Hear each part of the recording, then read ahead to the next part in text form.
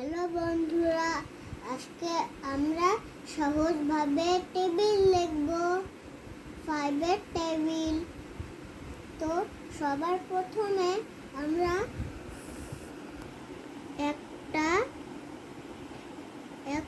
5 লিখব, তারপর 0 লিখব, তারপর আবার একটা 5 লিখব, তারপর আবার একটা 0 করব, তারপর আবার একটা 5 লিখব, তারপর আবার একটা 0 করব, তারপর আবার একটা 5 করব, তারপর আবার একটা 0 করব, তারপর আবার একটা 5 করব, তারপর আবার একটা 0 করব।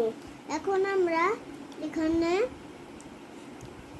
10 লিখব, তারপর এখানে 1 লিখব, দুটো 1। এখন আমরা 20 লিখব। এখন আমরা 25 লিখব। এখন আমরা 30 লিখব। এখন আমরা আবার একটা 3 লিখব। এখন আমরা আবার একটা 4 লিখব। এখন আমরা আবার একটা 4 লিখব।